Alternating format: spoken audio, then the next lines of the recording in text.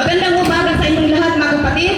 At bago po ang lahat, nais ko pong batiin niyo po ang ating mga kapatid sa kaliwa at kanan. Yung ating pong mga nagsisipaggandahan, dalaga at mga binata. Amen. Batiin po natin mga kapatid sila ng isang magandang umaga at isang mapayapang araw. Oh, hallelujah! Sa linggong ito, itong mga linggong ito mga kapatid, ay pinagdiriwang po natin ang araw ng mga puso. Diba? Yung Valentine's Day. Eh kayo tayo sabik na ipagdiwang ang araw na yon. Palagay ko sabik doon sa mga taong may mga minamahal. Amen. Lahat po tayo may minamahal. Marami po klaseng pagmamahal. Pagmamahal sa asawa, pagmamahal sa kapatid, pagmamahal sa kapwa, pagmamahal sa Diyos, pagmamahal sa kaibigan. Hallelujah! Kaya dahil po sa nalalapit ang Valentine's Day, kung kaya minarapat po mga kapatid na ang maging topic po sa umagang ito ay tungkol po sa pag-ibig. Mukhang sabi ang mga yun. Sa pag-ibig, hallelujah! Kaya sa pagpapatuloy po natin, buksan po natin ang ating Bible sa 1 Corinthians chapter 13 verse 1 up to 3. Sabi po dito, makapagsalita man ako sa mga wika ng mga tao at ng mga anghel. Kung wala naman akong pag-ibig, para lamang akong batingaw na umaalingaw-ngaw o pumpyang na tumataginti. Verse 2, kung ako man ay may kakayahang maghayag ng salita ng Diyos at umunawa sa lahat ng hiwaga,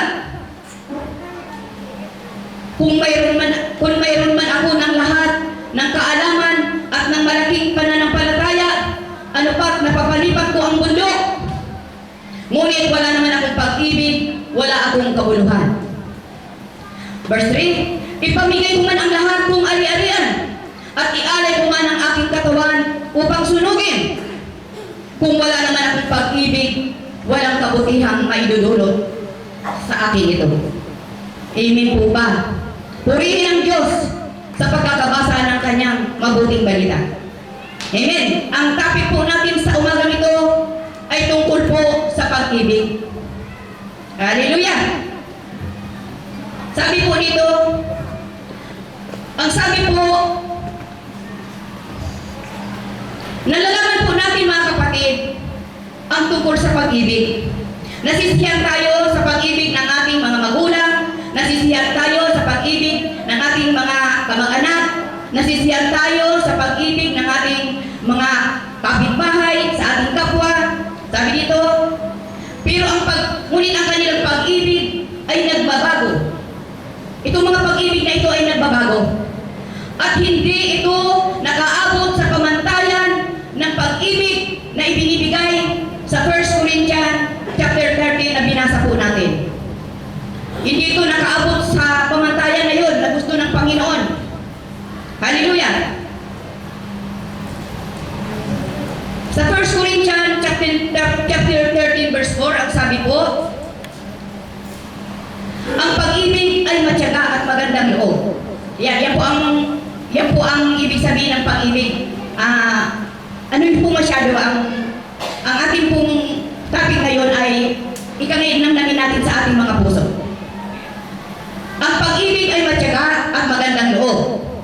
Hindi nananaghili, hindi nagmamapuri o nagmamataas, hindi magaspang ang pag-uugali, hindi makasarili, hindi magagalitin o mapagtanim sa kapwa, hindi kinatutuwa ang gawang masama, ngunit itinagagalak niya ang katotohanan.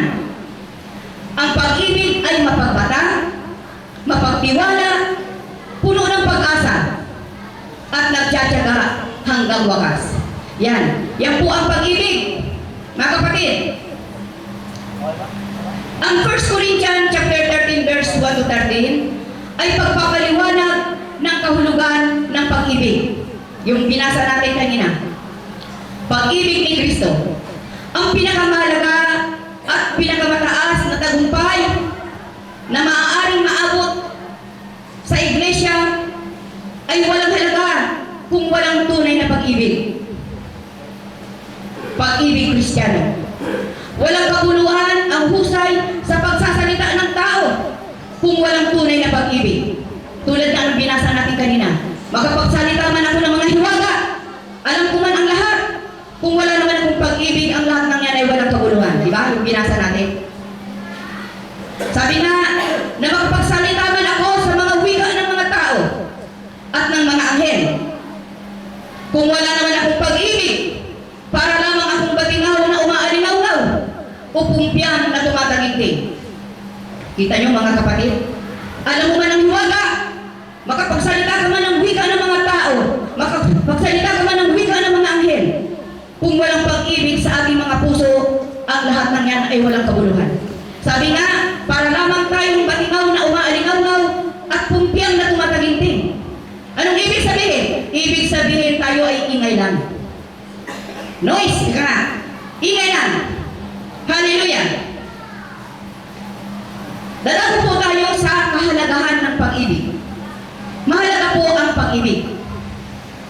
Ang pag-ibig ay higit na mahalaga kaysa panghuhula. Yan.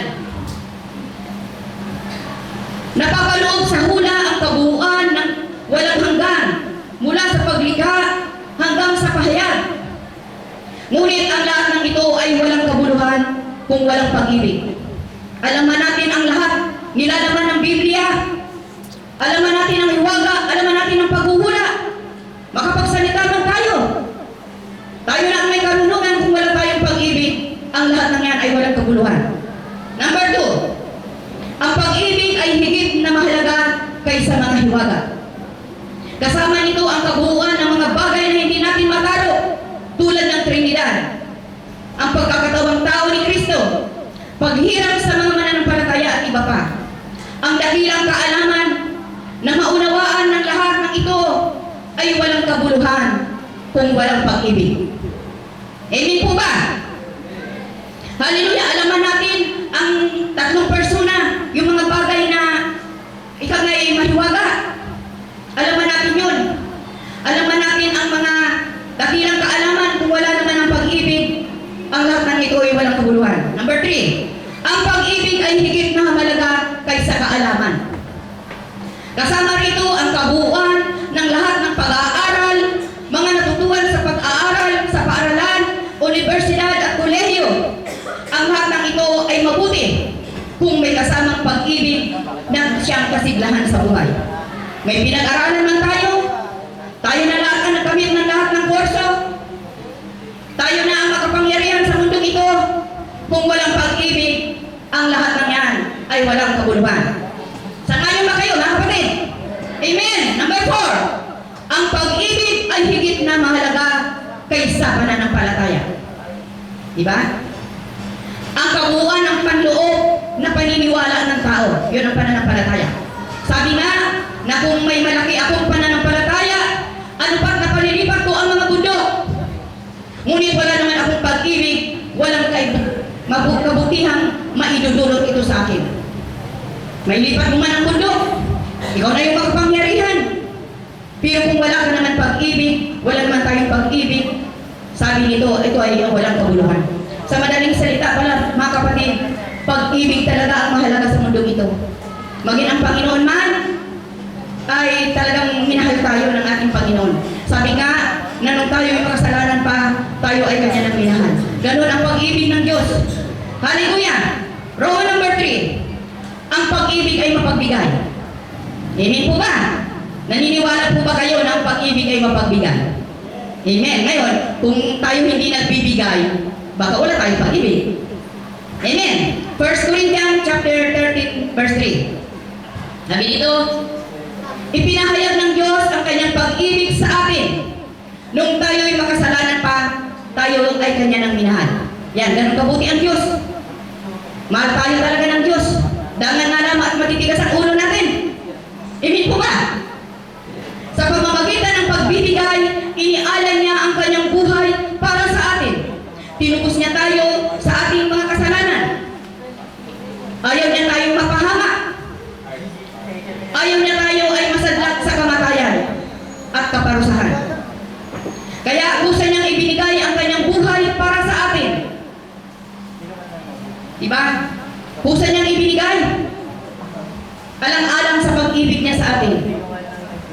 Sabi nga, na without the shedding of blood, there is no remission of sin.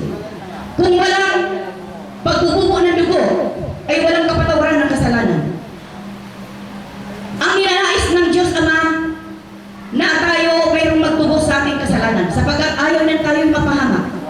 At walang ibang paraan na tayo ay matubos, kundi sa pamamagitan lamang ni Jesus. Bakit po? Sapagkat po, ang hinihingi po ng Panginoon na pantubos, yung hindi nagkasalang tao. Yung hindi nagkasala. At ang katangian na ito na dapat magtubos sa mga tao ay nakita sa katangian ni Jesus. Amen po ba?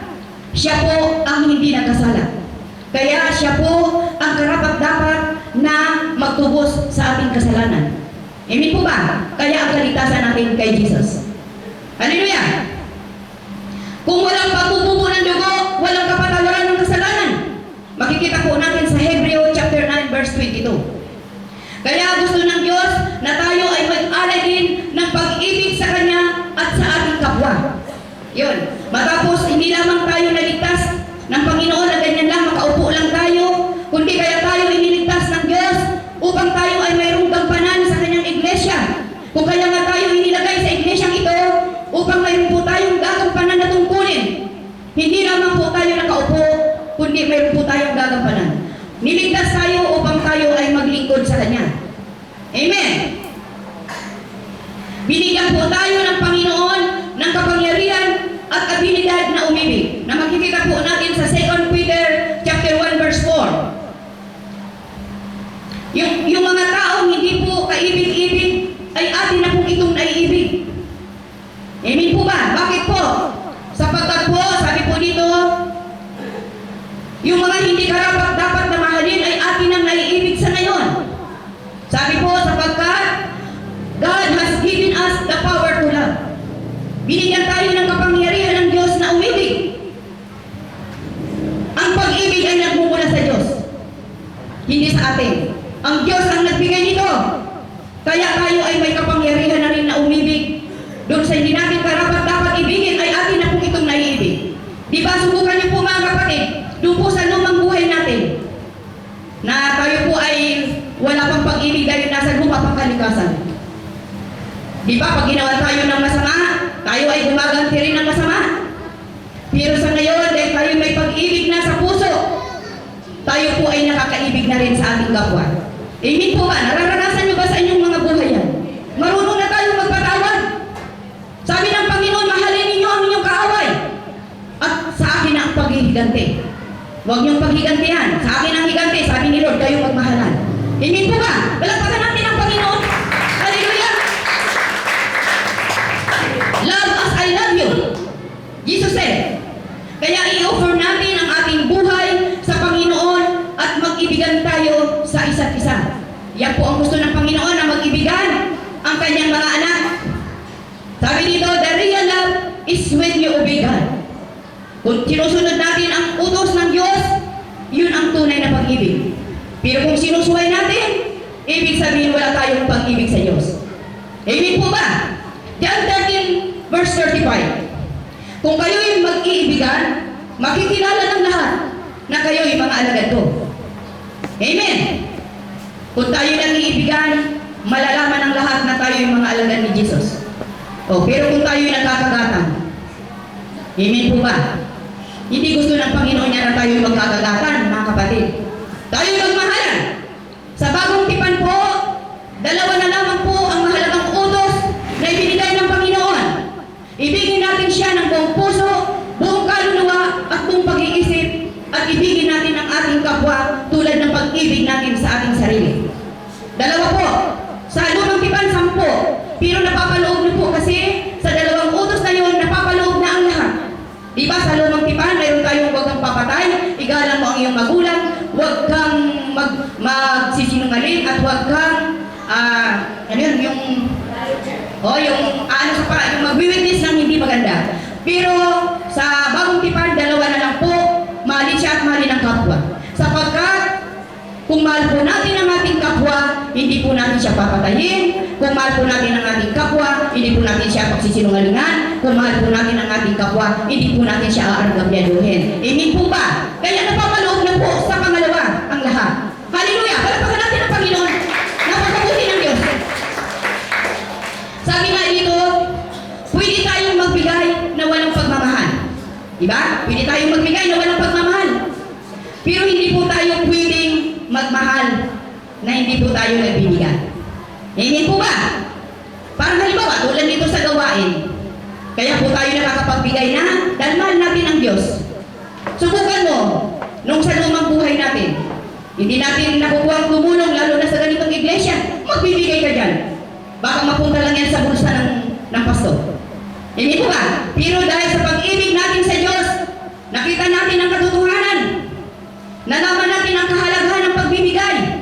Kaya kahit hindi tayo pagsabihan, alam na natin ang tungkulin natin sa Diyos. Hindi ka pwedeng magmahal na hindi ka nagbibigay. Mahal natin ang Diyos. Kaya tayo nakakaranas na ng maluwag na pagbibigay. Hindi po ba? Hallelujah! Purihin ang Panginoon.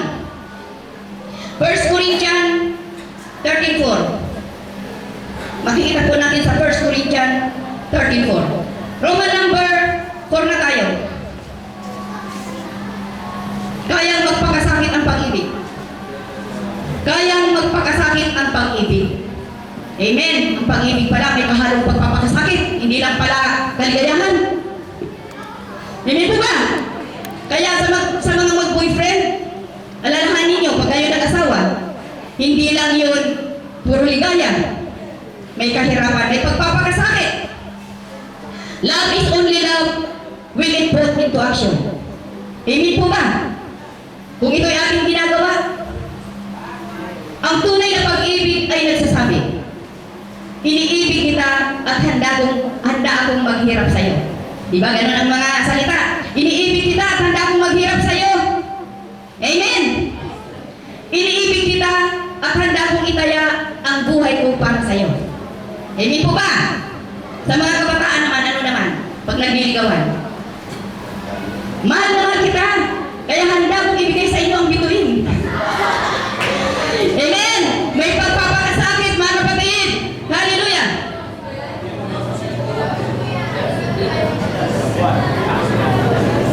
Ang tunay na pag-ibig ay nakapagtitiis ng mga kahirapan at nananatiling matamis at magandang loob. Amen po ba? Kaya ang mag-asawa minsan hindi talaga naman nagkakatuluyan eh. Talagang unang taon pa lang, break na, talagang hiwalay na, mayroon nga dyan eh. Ikinasal na yung araw eh. Kinaumagan, annulment na ang nilalakad. Hallelujah, dahil walang pagpapakasakit. Amen. Kahit kahalong pagpapakasakit. Hallelujah. Kaya yung mga nagtatagal na yan ng matagal, mga kapatid, iyon ay tunay na pagmamahal. Na bagamat nasa kahirapan, talaga pa rin silang nagpapatuloy pa rin. Kasi handang magpakahirap ang pag-ibig. Hallelujah. Ang daan ng buhay Kristiyano ay puno ng mga kahirapan. Yun. Akala natin kaligayahan lang. May kahirapan. Ngunit sa kabila ito, natututong umibig ang mga Kristiyano.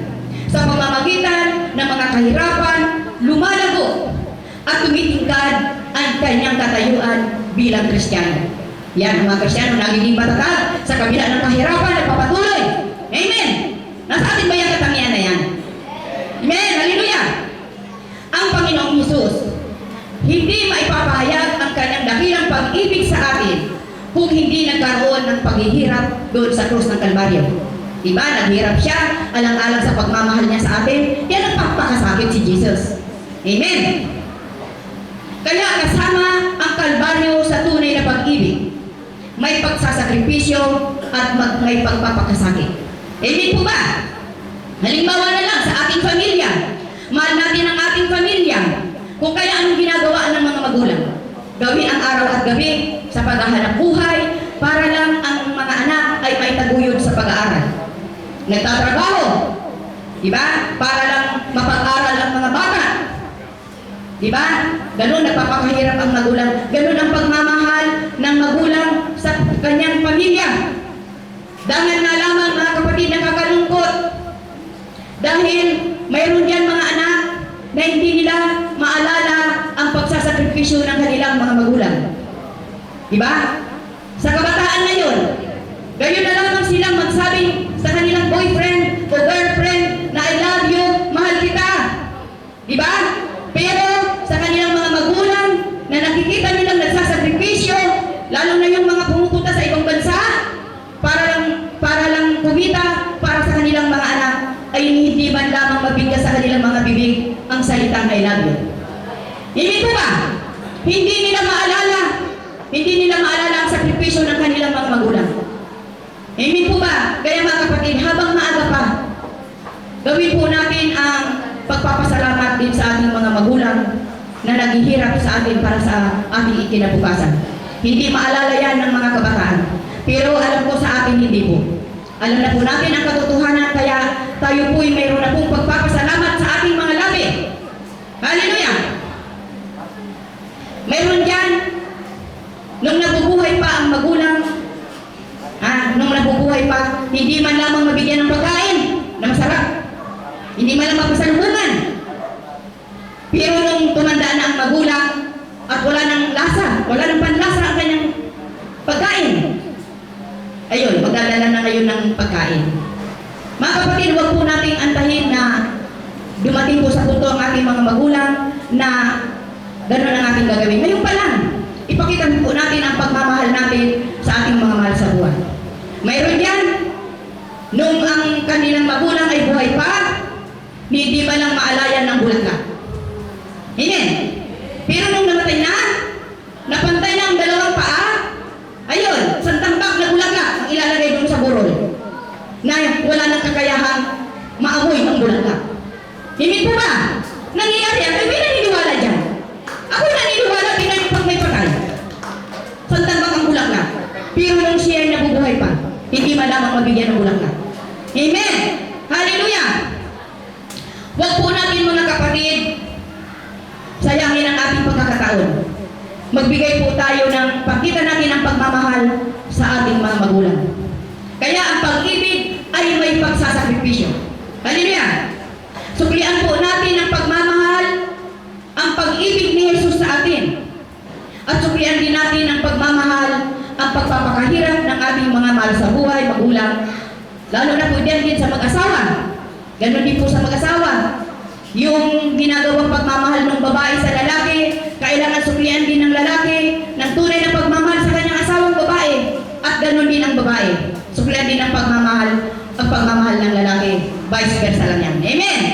Hallelujah! Puri natin ang Panginoon! Hallelujah! Paano po natin masusuklian ang pagmamahal si Jesus? Para masuklian natin ang pagmamahal ng Diyos sa atin, kailangan tayong maglingkod sa Kanya. Yun, maglingkod. Tulad ng kanina, hindi lang tayo naligtas na tayo nakaupo lang, maglingkod tayo. Ano po ba? Ang mission natin sa mundo ay makapag-alay ng kaluluwa para sa Diyos. Diba? Doon sa purpose-driven life, panlima yung mission na dapat pong gampanan ng mga mananampalataya tulad natin. Ang number 1 po na gusto ng Diyos na tayo magmahalan at isa pa, maglingkod tayo sa Kanya at mag-share tayo ng Word of God para yung mga taong hindi pa ligtas ay maligtas din. Makarinig sila ng salita ng Diyos.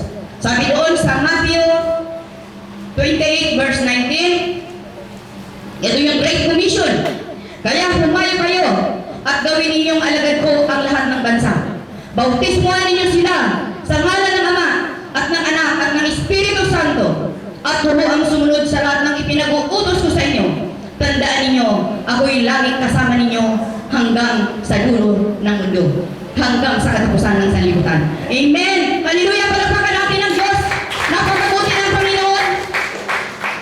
Tayo ay sasamahan niya sa hirap at ginhawa. Huwag tayong mag-alala. Hallelujah! Siyang bahala. Ako'y kasama ninyo hanggang sa wakas ng sanlibutan. Hindi tayo pababayaan, kasama tayo ng Diyos sa ating pag-share, kaya tayo nagkakaroon ng lakas dahil sa kapangyarihan ni Jesus na ibinigay sa atin. Roman number 5 na tayo. Ang pag-ibig ay hindi. Tandaan nyo, hindi nananaghili. Hindi nagmamapuri. Hindi mapagpalalo. ay hindi nag-uugaling mahalay. Ang pag-ibig ay hindi makasarili. Ang pag-ibig ay hindi mayayamutin o magagalitin. Ang pag-ibig ay hindi mapagpuna. Ang pag-ibig ay hindi umiibig sa kasalanan. Amen po ba? Iyan po ang pag-ibig. Hindi nananaghilig. Ang taong napupuno ng pag-ibig ay hindi nananaghilig. It does not envy or jealous. Hindi mainggitin. Kaya kilatisin natin ang ating sarili, ha? Pag itong pagkaingit ay nasa atin pa, wala pa tayong tunay na pag-ibig. Amen. Hindi mainggitin sa tagumpay, sa mga regalo, sa kakayahan at sa pag-aari ng iba. Sa halip, kapag masaya ang iba at nagtatagumpay, nagsasaya silang kasama nila. Yun ang pag-ibig. Dangan nga lamang at may mga tao na kung nakikita nila ng isang kaibigan nila, ang isang tao ay nagtatagumpay, pilit nila itong ibinabagsak. Ayaw nila na magtagumpay ang tao yun. Pero hindi po. Kailangan po tayo natutuwa sa tagumpay ng iba. Amen po ba? Hallelujah! Huwag pa tayong mainggit, mga kapatid. Dapat na ipag-pray pa natin na talagang lalo silang pagpalain ng Diyos. Yan po ang Kristiyano. Amen! Ang taong napupuno ng pag-ibig ay hindi nagmamalaki o nagmamapuri. It is not proud. Hindi nagmamalaki o nagmamataas. Sa halip, siya ay mapagpakumbaba. Yun, mababa siya. Hindi siya nagmamalaki. Ang taong nagmamataas ay umiibig lamang sa sarili at hindi sa iba. Yan. Hindi tayo dapat nagmamataas. Yan ang pag-ibig. Ang tunay na pag-ibig ay hindi mapagpalalo. Yan, hindi mapagpalalo. Hindi mayabang. Sa English, boast. Hindi mayabang. Mas inuuna ang iba kaysa sarili. Diba? Kumbaga sa hindi niya inaangkin na ang kanyang tagumpay ay sa kanyang sarili. Hindi siya nagyayabang. Kinikilala natin na ang lahat ng bagay ay galing sa Diyos. Everything we have, it's all about God, divine grace. Ika nga. Wala tayong pag-aari sa mundong ito. Wala tayong dapat ipagmalaki. Ang lahat ng ito ay galing sa Diyos. Wala tayong pag-aari. Diba? Napunta tayo sa mundong itong hubad. Tayo ay aalis na hubad. Ibig sabihin ng aalis na hubad, hindi naman yung walang damit. Ibig sabihin walang madadala tayo. Ang ating pinaghirapan ay maiiwan. Wala tayong ipagmamalaki sa Diyos. Lahat ay Kanya. Lahat ng bagay, ang ating karunungan, ang ating kayamanan, ang ating lahat na tinatangkili, sabi nga, ito'y galing sa Diyos, sa Kanyang awa at grasya sa atin. Amen. Number 4, ang taong napupuno ng pag-ibig ay hindi nag-uugaling mahalay. Yan. Kaya kilatisin natin ang ating mga buhay. Kung mahalay ba tayo sa kilos at sa gawa, sa salita. Amen. Sabi po dito sa English, it is not rude. R-U-D-E. Rude. Ang ibig sabihin ng rude ay bastos o magaspang. Yun, hindi ganyan. Ang pag-ibig, kailangan tayo'y maging pulido sa lahat ng bagay. Sa isip, sa salita, at sa gawa, sa pananalita, may disiplina ang anak ng Diyos. Hallelujah!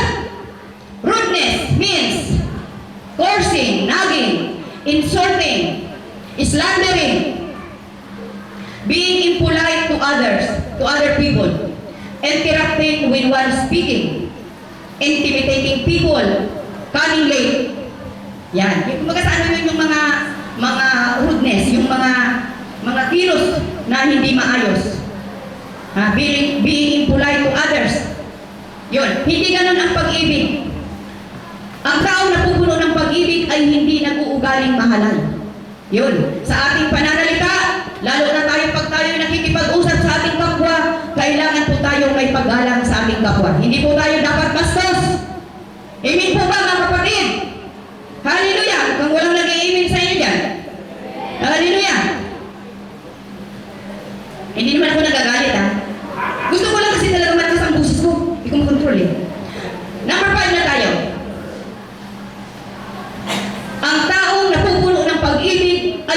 makasarili.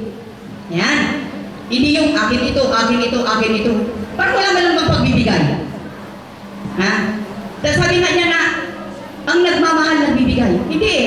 May magtatagpuan tayo dyan na tao. Puro sa kanya, puro sarili niya. Hindi mo nga lang maasahan na tumulong sa kapwa. Hindi mo nga lang maasahan magbigay. Napakakuripot.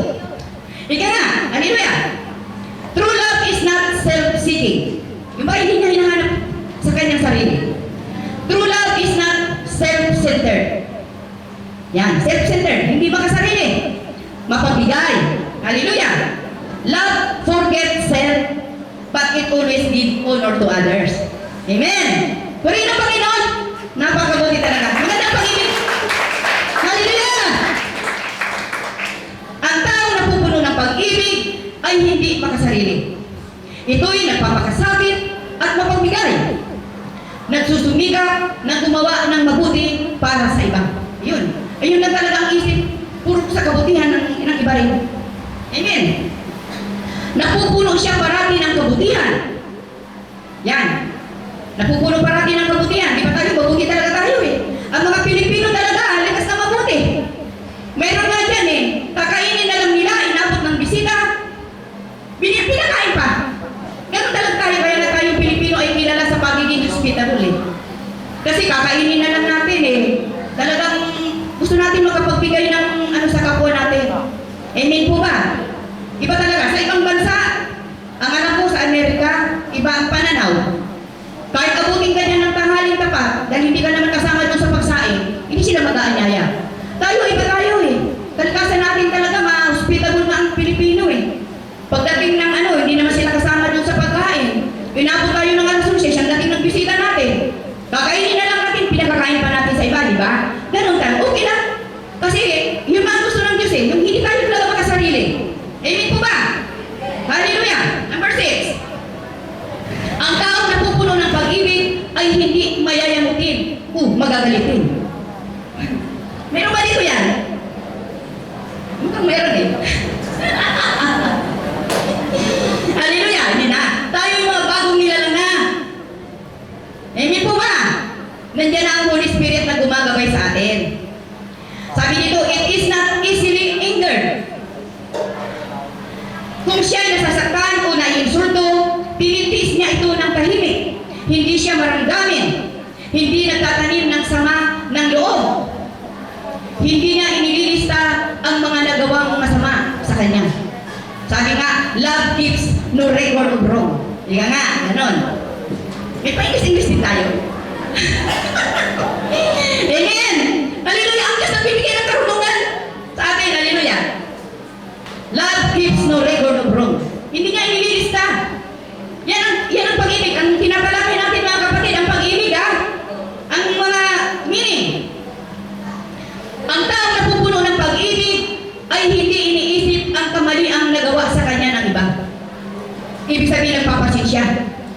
Ang taong napupuno ng pag-ibig ay hindi naghihiganti. Ba? Hindi naghihiganti. Sabi nga, suklian mo ng mabuti ang gumawa sa iyo ng masama. Sabi nga, na kailanman hindi na natalo ang liwanag ng masama. Kailanman ang liwanag ay nangingibabaw parati. Kailanman hindi natalo ang dilim ng liwanag. Amen po ba? Hindi natalo ang mabuti ng masama. Pirming nangingibabaw. Amen. Hallelujah. Lalo na yung ano, masusubukan natin ang ating pagiging mapagpasensya. Lalo sa mga driver. Karamihan sa mga driver mainitin ang mga ulo. Sa parking pa lang, mag-aaway-away na, magpapataya na. Parking lang yun. Parking lang, tingnan nyo po. Samantala kung tayo po'y may karunungan na galing sa Diyos, na malalaman po natin ang tunay na pag-ibig, ay hindi magagalitin, makukontrol po natin ang ating sarili. Di ba? Marami na diyang kaso na dahil sa parking, binaril. O, ano ngayon ang nangyari doon sa nagbaril? Ipinakita siya sa TV, siya'y bata pa nung binaril niya yung tao yun, pero ngayon, ugod-ugod na siya doon sa kulungan. Dahil hindi nakapagpigil sa sarili na galit. Amen? Kaya yung pagpipigil sa sarili, kasama po yan sa siyam na bunga ng banal na Espiritu. Hallelujah! Kaya yun, magpasensya tayo. Kung tayo'y driver, kunti pasensya. Amen po ba? Ang tao na pupuno ng pag-ibig ay hindi mapamuna. Hindi yung mapamuna. Ano yan mamaya? Naunawaan nila. Hindi alumana ang masama. Hindi ito mapanuri. Hindi mapanumbat. Ni mapanisiman. O kaya'y mapaghinala. Lalo na sa mga mag-asawa. Lalabas lang. Mayroon akong nalaman dyan.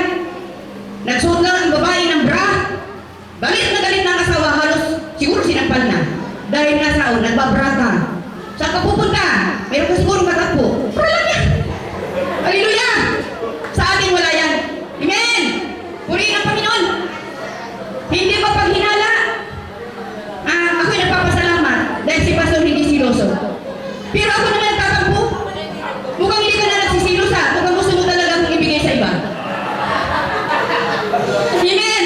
Gusto ko kasi nagsisilos. Yan pala hindi. Pero okay lang. Kaya kumbaga sa hindi namin pinag-aawayan ng mga silos-silos na yan. Hindi. Tayo yung good Samaritan. Hallelujah! Hindi mapaghinala. Ibig sabihin, marunong umunawa sa kahinaan ng iba.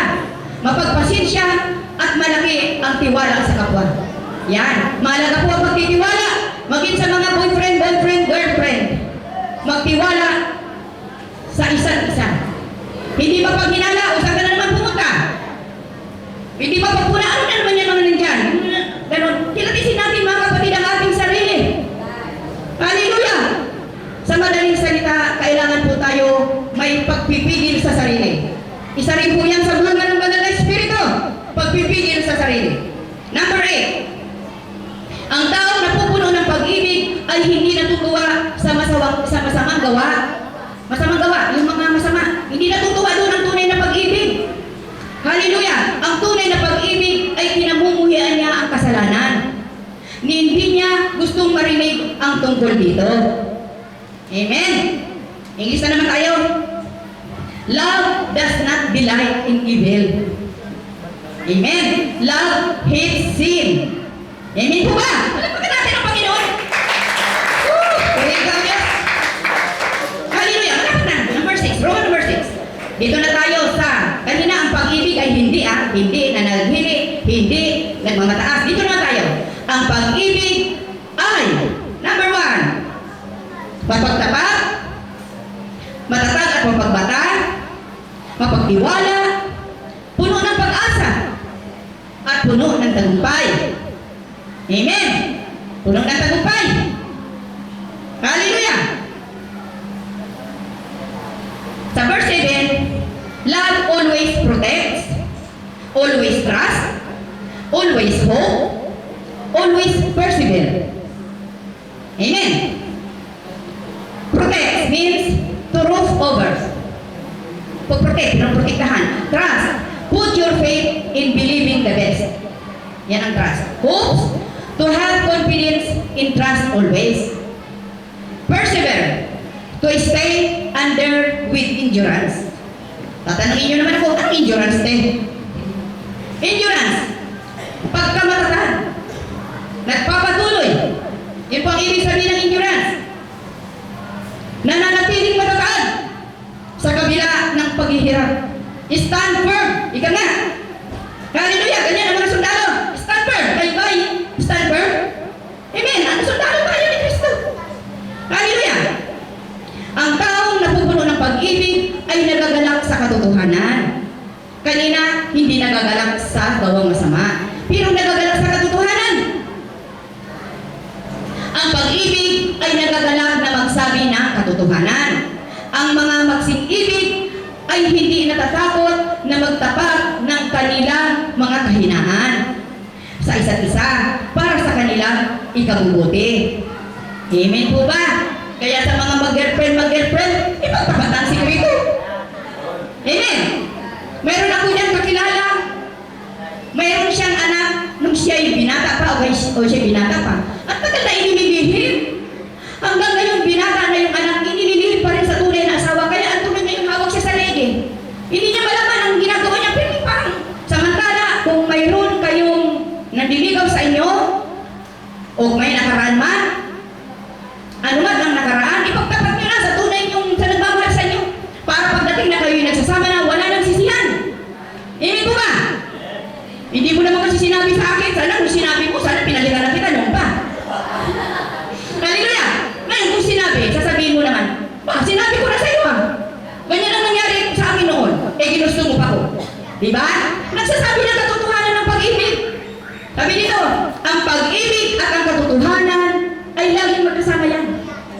Amen po ba? Naniniwala ba kayo?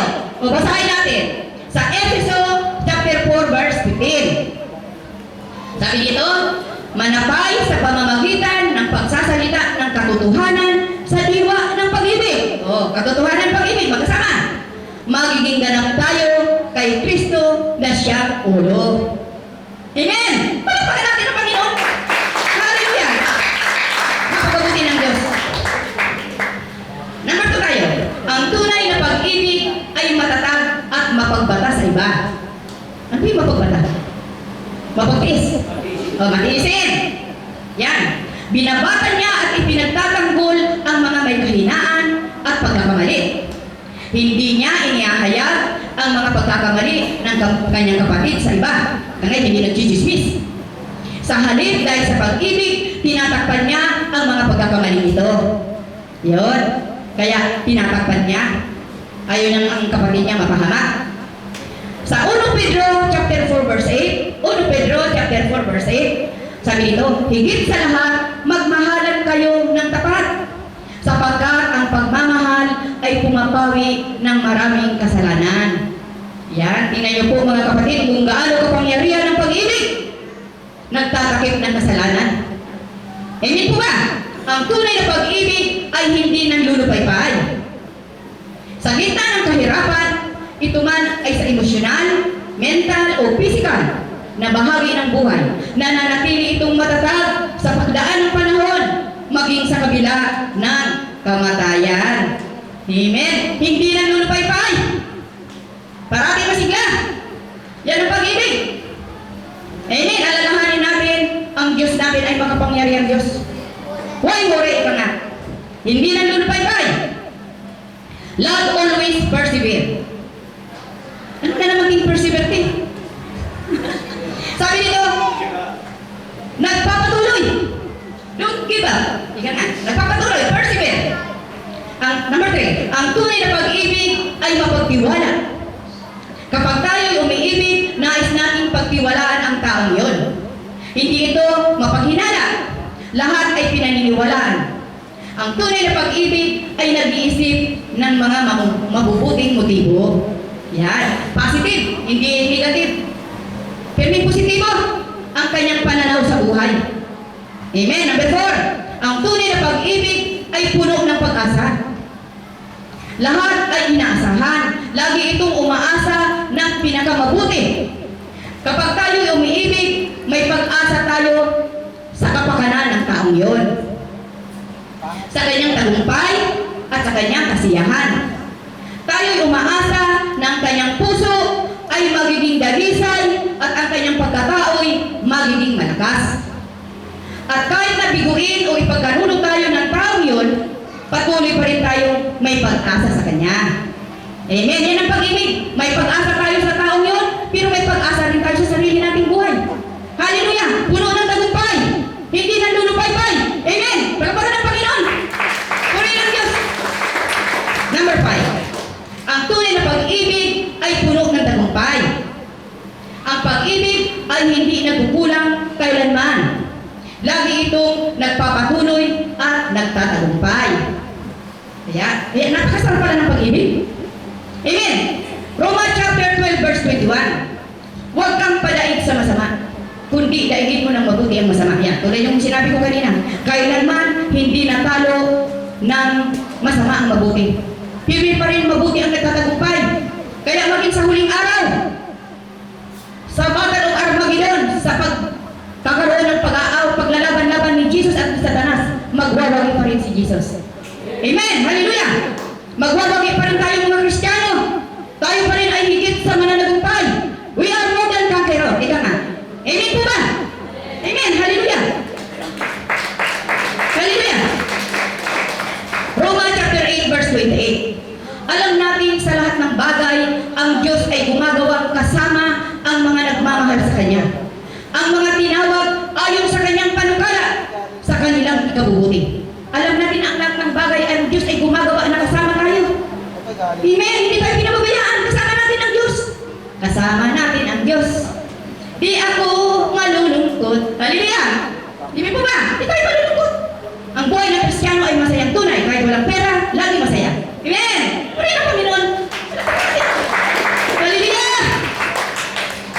Yan, dito tayo sa 1 Corinthians 13, 4 and 7, binigyan tayo ni Apostol Pablo ng larawan ng isang tao na pupuno ng pag-ibig na dapat maging layunin ng ating buhay. Ano itong layunin na ito ng ating buhay na ibinigay ni Pablo? Ito po, na maging gaya ni Jesus ang pag-ibig natin. Yan, makikita po natin sa Roma chapter 8 verse 29. Maging tulad ni Jesus ang ating pag-ibig. Ano po yan? Unconditional ano? Unconditional lang. Hallelujah! Ang pag-ibig na tinutukoy dito ni Pablo sa 1 Corinthians 13 ay hindi nagmumula sa tao, kundi nagmumula lamang ito sa Diyos.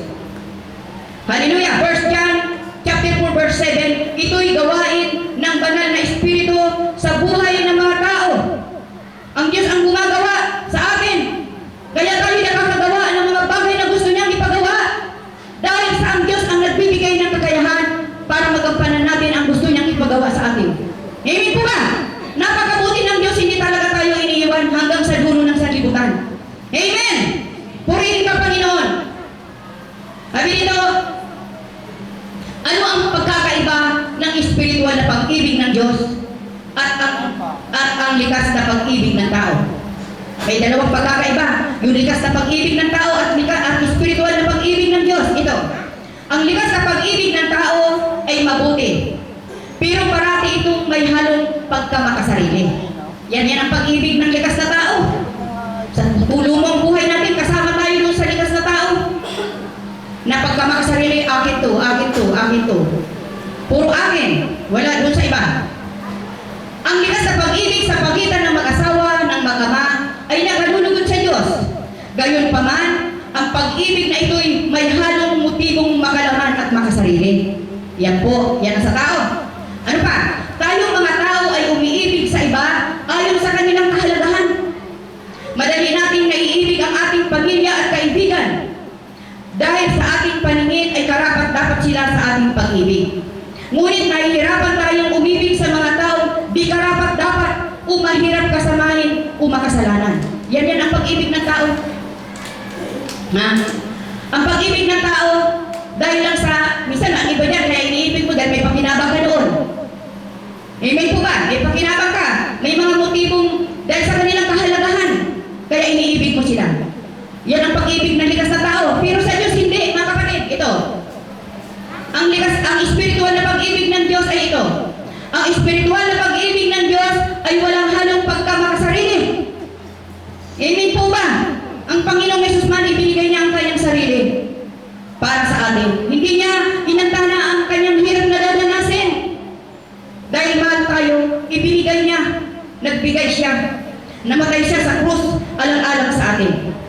Ang pag-ibig ng Diyos ay hindi gaya ng pag-ibig ng tao. Iniibig ng Diyos maging ang pinaka-di karapat-dapat at pinapangit na tao, pinakapangit na tao na makikita po natin sa Roma chapter 5 verse 7 and 8. Hallelujah!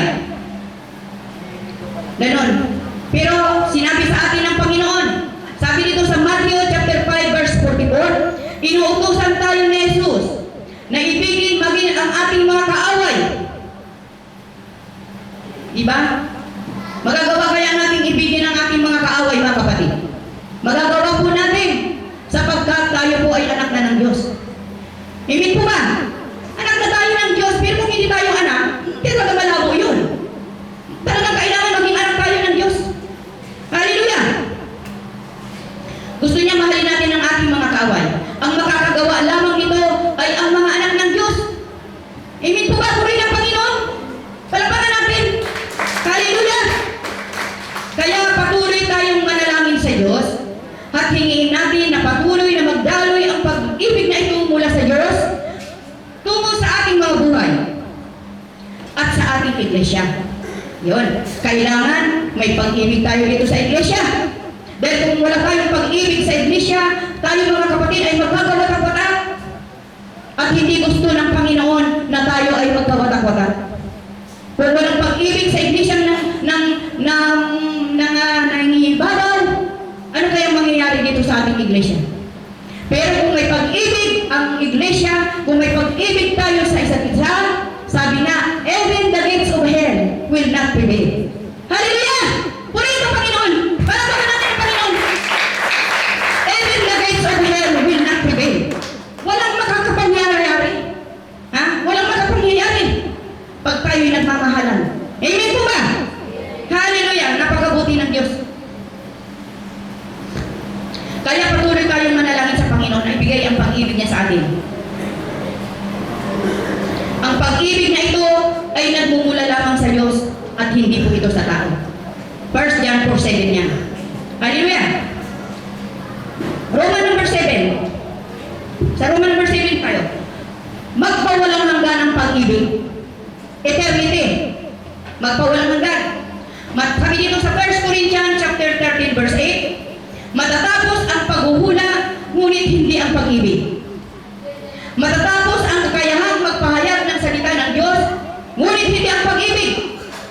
Yan, matatapos ang lahat ng yan, pero mananatili ang pag-ibig. Titigil ang kakayahang magsalita ng iba't ibang wika, ngunit hindi ang pag-ibig. Mawawala ang kaalaman, ngunit ang pag-ibig ay walang katapusan. Mga eternity. 1 John chapter 4 verse 16, ang Diyos ay pag-ibig. Ang pag-ibig ay katangian na makapangyarihan sa lahat. Ang langit at lupa ay lilipas, ngunit ang pag-ibig ay mananatili. Ang pag-ibig ay walang hanggan. Bakit po? Bakit po ang pag-ibig ay walang hanggan? Sapagkat po ang Diyos po ay pag-ibig. Amen po ba? Katangian na to ng Diyos sa simula't simula pa. Ang Diyos ay pag-ibig.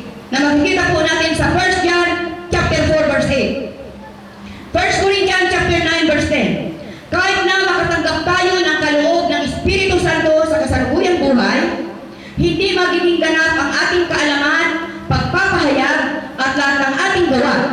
Ngunit pagdating ng ganap, ibig sabihin sa langit, pagdating sa ganap, lahat ng ating kakayahan at gawain ay magiging ganap dahil tayo ay magiging tulad na ni Kristo. Amen po ba? Dito sa mundong ibabaw, hindi pa tayo ganap. Kaya nga tayo minsan nagkakasala pa. Pero walang problema dahil tayo ay may tagapamagitan. Dahil tayo magsisisi sa ating Panginoon. May tagapamagitan tayo sa Diyos. Kaya pagsisi natin, inilulog ng banal na Espiritu na tayo ay patawarin ng Diyos. Kaya sabi dito na mawawala ang lahat, mananatili ang pag-ibig. 1 Corinthians chapter 13 verse 11, para sa mananampalataya, ang makamundong buhay na ito ay parang panahon ng kabataan. Sa buhay na ito, dapat tayong tumanda at hanggat maaari ay iwanan na natin ang mga ugaling baka. Iniiwan na natin ang panandaliang aliw na dulot ng kabataan, kapalit ng karunungang dulot ng katandaan. Amen po ba? Dapat tayo ay lumago na. Hindi na tayo manatiling bata. Ano ba ang bata? Ang bata naglalampin ba yan? Gusto niyo bang maglampin? Hindi na. Matanda na tayo. Ibig sabihin, dapat tayo lumalagap kay Jesus. Hindi tayo matampuhin. Hindi tayo maramdamin. Hindi tayo palaway. Lumalago na tayo. Pero sa lahat ng bagay na yan ay hindi pa raw tayo magiging ganap. Naunawaan din ni Jesus yan. Kasi tao lang tayo eh.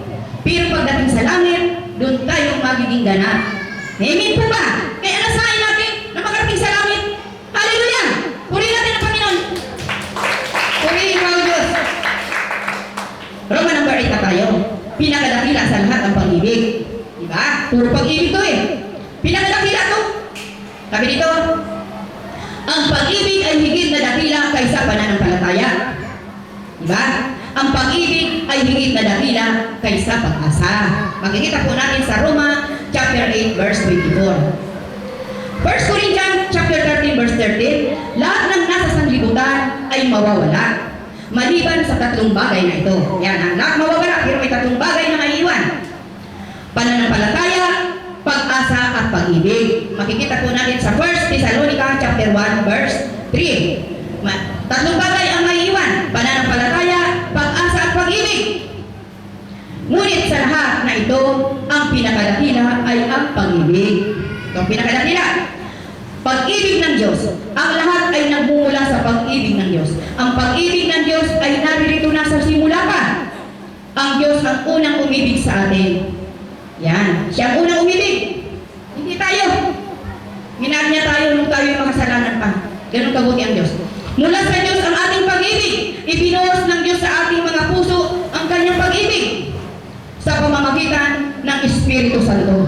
Yan. Nung tanggapin natin si Jesus, sumaatin ang banal na Espiritu ng Diyos, ibinuhos sa atin ang pag-ibig, kaya tayo natututo ng umibig. Amen po ba? Napakabuti. Di ba tayo nagagalak? Hallelujah! Pagpakan ng Panginoon. Mukhang hindi nagagalak sa mga kapatid ko. Amen! Sabi na dito, mula sa Diyos ang ating pag-ibig. Yan nga. Sa mga tuwid, dahil ibinigay ng Diyos sa atin ang kanyang pag-ibig, umaasa ang Diyos na iibigin natin ang isa't isa. Hallelujah! Hindi lang Diyos ang umaasa. Kayo ba hindi umaasa na tayo mag-ibigan? Umaasa tayo, di ba? Mag-iibigan tayo. Hallelujah! Na makikita po natin sa 1 John chapter 4 verse 7 and 11. Nagmumula sa pag-ibig ng Diyos ang ating pananampalataya. Na makikita sa 1 John 4:16. Sa pamamagitan ng pag-ibig ng Diyos, tayo'y unang hinirang at tinawag sa pananampalataya. Purihin ang kanyang pangalan. Di ba? Tinawag tayo sa pananampalataya. Sabi ng Panginoong Yesus, walang makararating sa akin maliban na ibinigay kayo sa akin ng aking Ama. Kita niyo kung gaano kabuti talaga ang Ama. Kung hindi tayo binigay pala ng Ama kay Jesus, wala tayo kay Jesus. Siya ang naging, sabi nga, author ng ating pananampalataya. Siya ang may kagagawan. Nagmumula sa pag-ibig ng Diyos ang ating pag-asa. Kaya kita nyo, kanina, pananampalataya, pag-asa, pag-ibig, talagang mula sa Diyos lahat. Wala tayong pag-aari. Amen! Na makikita po natin sa 1 John chapter 4 verse 17. Para saan tayo umaasa? Umaasa tayo para sa kaligtasan, para sa buhay na walang hanggan. Umaasa tayo na balang araw makikilala natin ang ating makalangit na Ama ng harap-harapan. Amen. Makikita natin ang harap-harapan, napakaganda siguro. Di ba sabi, nagniningil sa liwanag. Amen po ba? Napakaliwanag. At tayo'y makakapanirahan sa ilalim ng kanyang pag-ibig magpakailanman. Amen. Napakasaya. Tulad ng tinalakay natin nung nakaraan, yung magiging eternity natin doon sa langit na may tubig na maagos, may na itsurang kristal. Napakabuti. Maganda, ginto ang dadaanan. At higit sa lahat, may kapayapaan. Amen. Gusto nyo ba ng kapayapaan? Amen. Siyempre kapayapaan ang gusto natin. Ayaw natin ang kaguluhan. Hallelujah. Ano tayo? Sabi dito, tayo'y makakapanirahan sa ilalim ng kanyang pag-ibig magpakailanman. Ito, para maunawaan natin, mayroong isang kwento. May isang ina na nagmamahal sa kanyang naligaw na anak na nasasakdal sa salang pagpatay. Mayroong isang ina na may anak na nasasakdal sa salang pagpatay. Okay, natin sinyo, kumatin nyo. Ikaw ina, may anak ka na nasasakdal sa salang pagpatay. Ang kanyang pananalig ay gumuho na ipagtapat ng kanyang anak ang kanyang ginawa. Yun, parang naglaho ang pag-asa ng nanay nang ikwento ng kanyang anak ang kanyang ginawa. Umaasa ang inang ito na magbibigyan ng kapatawaran ang kanyang anak, pero hindi nangyari. Naparusahan pa rin ang anak na ito. Pagkatapos na mabitay ang anak na ito, nawala na ang kanyang pananalig at pag-asa. Yun, umaasa siya na baka mapapatawad, pero nabitay pa rin. Kaya nawala ang kanyang pananalig at pag-asa. Pero ano ang natira sa kanya? Ito. Ngunit ang pag-ibig niya sa kanyang anak ay nananatili pa rin magpakailanman. Mahal pa rin niya ito, katulad ng dati. Yan. Sa bandang huli, nananatili pa rin ang kanyang pag-ibig sa kanyang anak. Diba? Talaga pa naman matitira ang pag-ibig. Mawawala ang pananampalataya. Mawawala ang maguguho ang kanyang pananalig at pag-asa, pero nanatili pa rin ang pagmamahal. Di ba tayo ganun din? Kahit nagkasala ang ating mga anak, mahal pa rin natin dahil anak natin. Amen po ba? Ganun din ang Diyos, di ba, dun sa alibugang anak? Minahal pa rin sa kabila ng ginawa ng alibugang anak na ito. Hallelujah! Ako po'y naniniwala mga kapatid na kung ang pag-ibig na ito sa atin ay namamayani sa ating mga puso,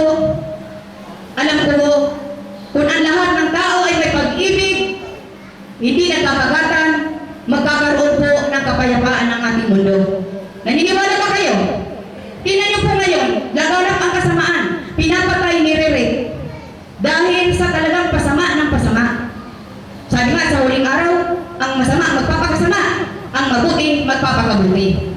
Kaya talagang ito hindi na natin maiiwasan. Tayo magpakabuti dahil ito'y nakilala na natin. Kaya kumbaga sa ano kung ang kapayapaan sa ating puso ay maghari, naniniwala po ako ng ating mundo ay magiging mapayapa. Amen po ba?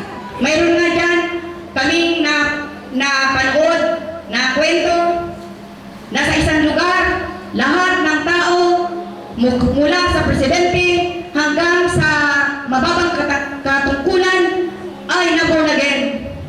Kaya wala ka nang makikitang kulungan.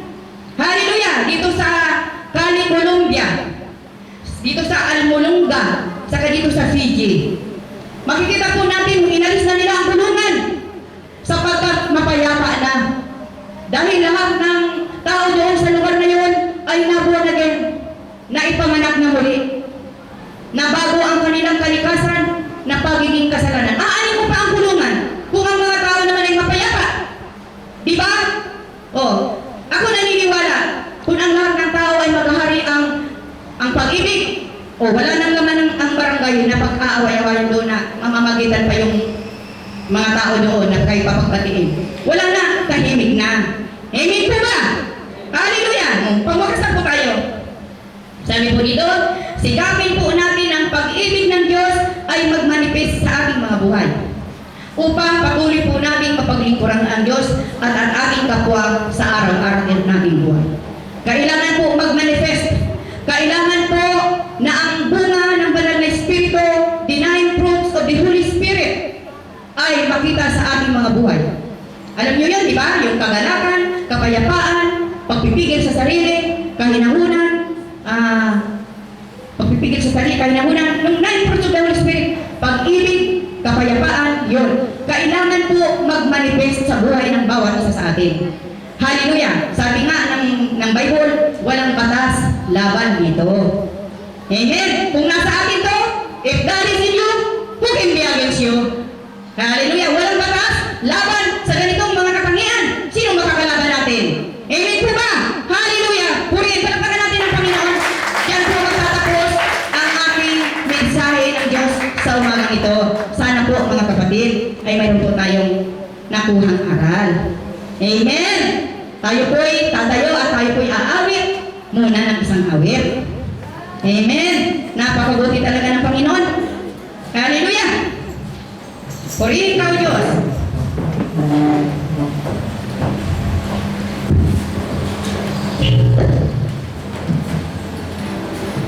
Hallelujah! Awitin natin yung unang aking inawit, yung pag-ibig ng Diyos ay hindi nagmamalim. Purihin ka, Panginoon.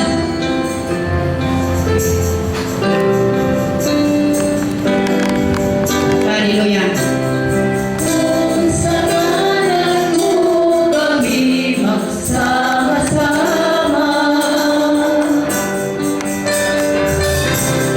kung ikilos ka sa aming pasama,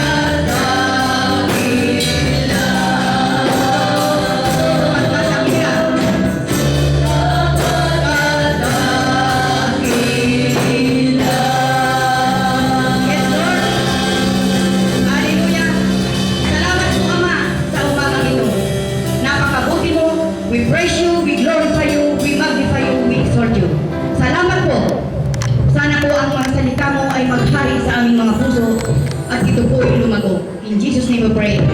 Amen! Purihin ka